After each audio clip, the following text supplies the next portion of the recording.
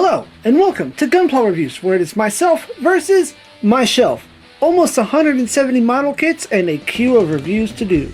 Today, now that we begin round 2, we have the infamous, the unfamous, the rather unliked, the AN-01 Tristan. As we get a good look at the manual here, we see it is from the Twilight Axis series of less than 5-minute episodes, made in 2017. Inside the manual here, we get the dual language blurb, everything readily available over on the Gundam Wikia and other sites that you prefer. Here's some color shots of the kit here. Over here is the one color page that features the weapons, shield, and gun, as well as attaching it to the very archaic underhook. Over on the back here we have more posing, accessories, and blurb about the robot, as well as the color guide, as is tradition. And as continues to be tradition, we have a 4-page manual. Starting here, we have warning, the runners, details about Gundam in Japan. Over here, we start with the body, move up to the head, followed by the arms, both left and right. We get to the backpack, assembly of the upper torso, the waist, feet, and then both legs and final mass assembly. Now, and I think this might be either a habit or tradition or something, but I wonder why it is that they choose to display the instructions in that particular order. I prefer to go, and picking up our boy here, I prefer to go with the lower torso, the waist. That way I can set it on an action base. And then I will build from the beginning the torso, the head, the arms, and then the legs. This is where I start here. I wonder for what reason manuals go in that particular order. And even when they tell you to build the waist, then they tell you to build the feet first, followed by the legs. Who knows? It's a mystery.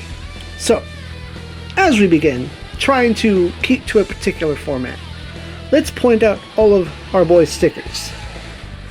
We have, of course, the eyes, as is tradition, the camera here.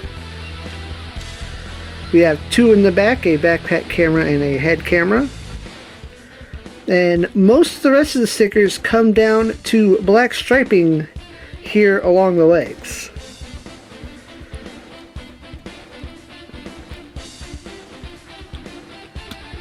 There are surprisingly no stickers on the shield. I lie. This is a sticker over here. It could have been one large piece that went across, but what do I know? Now for the articulation.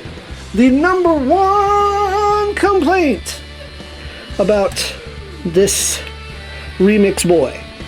Now, with the advent of the Master Grade 2.0 Gundam Alex, and given that much of this is built from the high grade Gundam Alex, perhaps there's a chance we'll see a Master Grade Tristan. I don't know. So, up here at the head, you get this rock, a little bit of back and forth rock. You, with the chin out of the way, can get a full Exorcist twist. And a little bit of side to side, and with effort, some giggity goo. Cannot copyright or copy what other people do. At the arms, get full rotation here. The wrist, the elbow. What am I trying to say? What is this part? The bicep twist. Durr. Bicep twist. Followed by bicep flex. Oh wait, What flex? This is the absolute limit. You think it feels like it should go further. It looks like it should go further. But nah, fam. This is 2004 engineering right here. Followed by the ball joint and the rather loose hand plate. That's unfortunate. You're staying down there in the void. Arms go literally up this far. That's it. Your arm goes here. Like, the shoulder armor doesn't even move. Its articulation is not good in the arms. At the waist, nope, nope. Now if you lift it up, as you can see, there's some separation there. Then you can get something going, but you shouldn't have to lift up to turn. But I guess if you do lift up, if you lift up just a bit, you get some pretty ab crunch in there. That ain't terrible, I guess. Front skirts. Front skirts. Like, I'm gonna bring this up and observe closely to make sure that I'm not doing something wrong. Nope.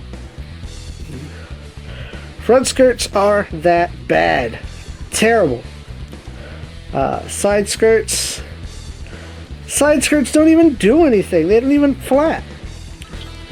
And, you know, you don't get butt flat back here. Yeah, there's a sticker that I missed right here. Oh well, whatever. Given that the front skirt doesn't really go, that must mean that it doesn't really legs out. Like, you kind of have to go off to the side like an old action figure to get the arms in the way. Please move.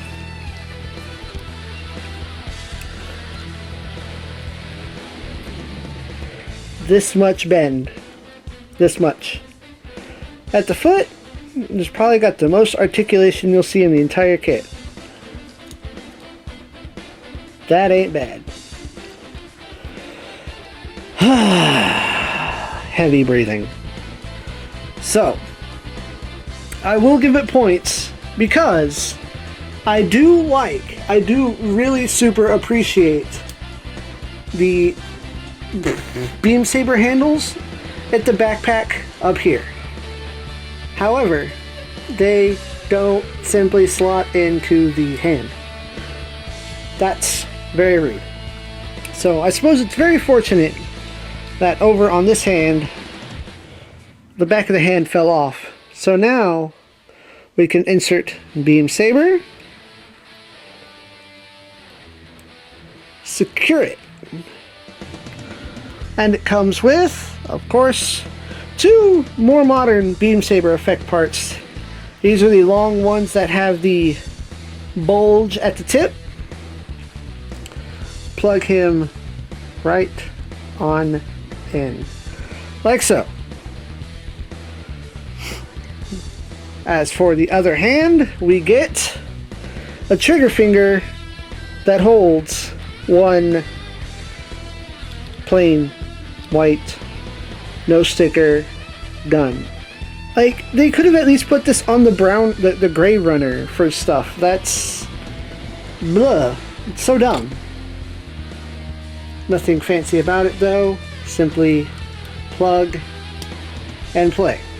As a side note, I've just changed the camera's display settings because I didn't like that it came out so very yellow. But who cares about the color of my skin? We need to talk about robots. We're going to disable this beam saber over here. Chuck that back. So we can see if the Tristan shield will simply hold and slide in. Survey says ding. So we put the hand in. We're gonna pop that joint in, which isn't necessarily the right way to do it, which is apparently the wrong way to do it, or I just have a bad hand. Could be a bad hand, could be a sculpt thing, could be a design thing. I don't know. This thing's full of kind of bad decisions.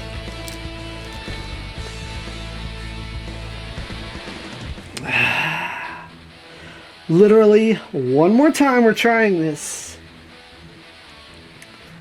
We are trying this literally one more time. This shield is supposed to go into the hand.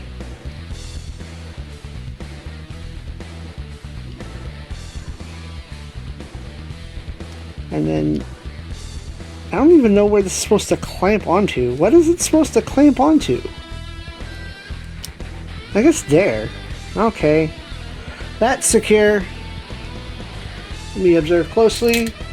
No, it's not.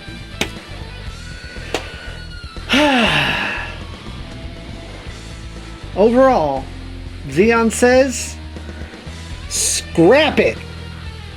It's absolutely terrible planning and like design, choosing to keep 10-year-old ancient like assembly and molding techniques just to make a cheap put out for a cheap anime is kind of a waste of time. You almost might as well have made this a P-Bandai kit in and of itself.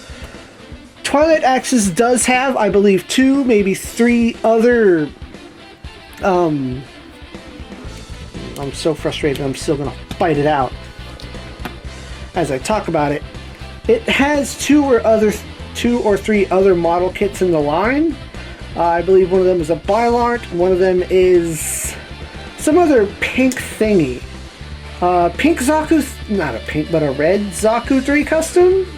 I actually forget. I only watched Twilight Axis once. But that said, like, the entire series may have well just been a set of P-Bandai, considering what they chose to do with this model. As I sit over here behind the camera, and I hope you hear the clicking and fumbling, to see what the magic trick is to A, make the hand plate stay. Like, what is wrong here? What is actually physically effing wrong here? And why it won't otherwise clasp and clamp into place to stay the way it's supposed to be. There's much confusion in this scenario. I believe I have it. And we're just gonna plug it in and see if that hand doesn't pop right off as I try to plug it in. I know the shoulder armor is missing. The hand fart pop. Ugh. Don't buy this thing. I know there's 500,000 and, you know, 2 big time tutorials on how to make this thing not suck. It's not worth it. Don't even give it to your little brother who's learning to build. This is a terrible example of something to get them started in, because the experience that I'm having as an experienced builder is just terrible right now, and I wouldn't wish that upon even the lowliest, scrubbiest beginner builder. I thank y'all for watching, and as always, SIEG ZEON.